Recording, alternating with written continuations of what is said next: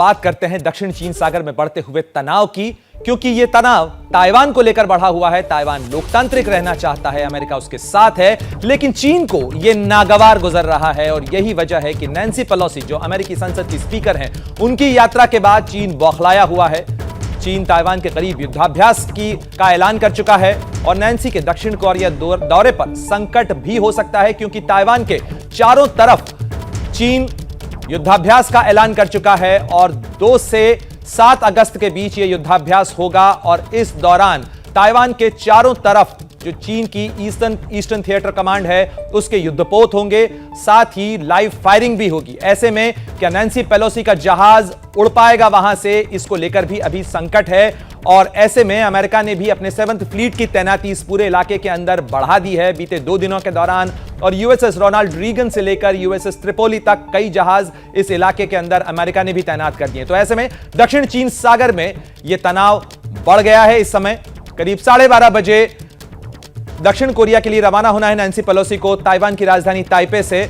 और ऐसे में जबकि चीन वहां युद्धाभ्यास कर रहा है, इस चीज को लेकर भी सवाल बरकरार हैं। और इन सवालों के लिए हम रुख करेंगे सीधे हमारे साथ कई वरिष्ठ सहयोगी और साथ साथ हमारे जो एक्सपर्ट हैं वो भी जुड़े हुए हैं। लेकिन ताइवान से चीन का घमंड किस तरीके से चकनाचूर हुआ है, पहले इसकी बात कर लेते हैं। अमेरिका ने जिस तरीके से चीन को संदेश दिया है, ताइवान पहुंची अमेरिकी संसद की स्पीकर नैन्सी पेलोसी ने ताइवान की राष्ट्रपति साई इंग वेन से जब मुलाकात की तो यह सीधे सीधे चीन को एक संदेश था। और इस मुलाकात के बाद नैन्सी पेलोसी ने साफ कर दिया कि अमेरिका ताइवान के साथ खड़ा है। नैन्सी ने यह भी कहा कि अमेरिका अपने वादे से पीछे नहीं हटेगा। People of Taiwan have proven to the world that with hope, courage, and determination, it is possible to build a peaceful and prosperous future, even in terms of the challenges you face. And now more than ever, America's solidarity with Taiwan is crucial, and that is the message we are bringing here today. तो आपने सुना किस तरीके से Nancy Pelosi ने सीधे सीधे संदेश दिया। उन्होंने एक तरफ ताइवान को यह संदेश दिया कि ताइवान के साथ अमेरिका खड़ा हुआ है और इसमें वो ताइवान की बात सुनने के लिए पहुंचे हैं, लेकिन वादे से पीछे नहीं हटेगा अमेरिका, यह भी संदेश दिया नैन्सी पेलोसी ने। Today the world faces a choice between democracy and autocracy. America's determination to preserve democracy here in Taiwan and around the world remains ironclad, and we are grateful to the partnership of the people of Taiwan in this mission. और Nancy Pelosi ने जिस तरीके से Taiwan पहुंचने के बाद चीन को संदेश दिया, जिस तरीके से ताइवान के साथ अमेरिका खड़ा नजर आना चाहता है, इसके मायने क्या हैं? इसके बाद बौखलाया चीन जिस तरीके से युद्धाभ्यास कर रहा है, उसके बाद क्या दक्षिण चीन सागर में तनाव जो बढ़ा है उसने दुनिया के लिए एक नया खतरा पैदा कर दिया है। जिस तरीके से रूस और यूक्रेन का संकट अभी खत्म नहीं हुआ है, ऐसे में क्या दुनिया के सामने एक और चुनौती दक्षिण चीन सागर में उभर रही है? ताइवान के नाम पर बढ़ी तकरार कहीं बड़ी रार में तो नहीं बदलने जा रही है? इस पूरे खबर पर और साथ ही इस पूरे मामले पर चर्चा के लिए हमारे साथ संजीव श्रीवास्तव, जो विदेशी मामलों के एक्सपर्ट हैं, वो मौजूद हैं। साथ ही कर्नल दानवीर हैं और साथ ही मेरे सहयोगी आशीष कुमार सिंह भी हमारे साथ जुड़े हुए हैं। संजीव जी, मैं सबसे पहले आपके पास आना चाहूंगा। 1996 में भी कुछ इसी तरीके की तस्वीरें थी, जब ताइवान स्ट्रेट का जो क्राइसिस था वो हुआ था। जुलाई से लेकर मार्च 1995 और 96 के बीच में अमेरिका की चेतावनी के बावजूद चीन ने कई मिसाइल टेस्ट किए थे।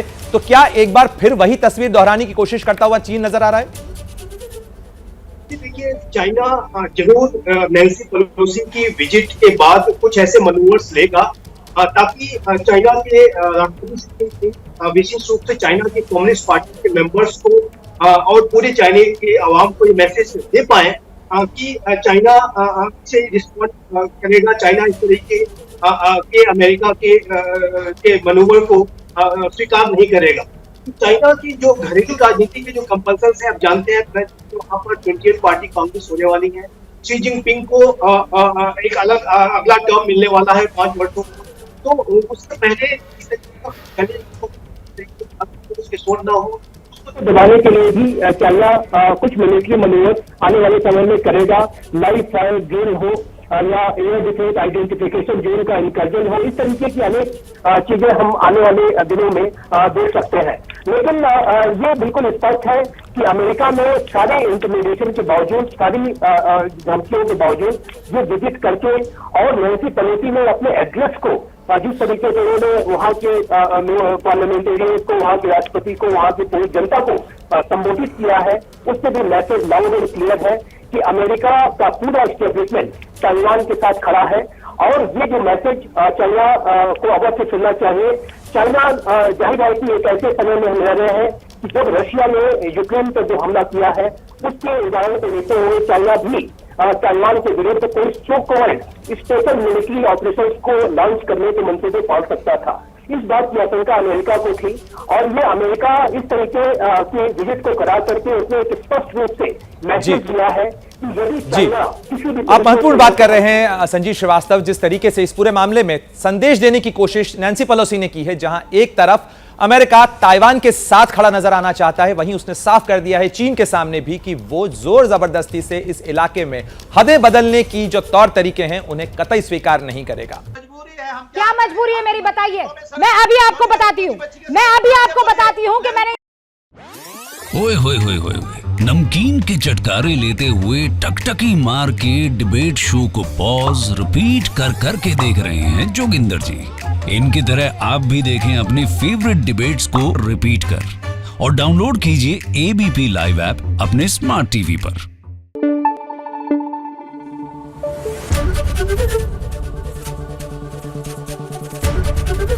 एबीपी न्यूज आपको रखे आगे।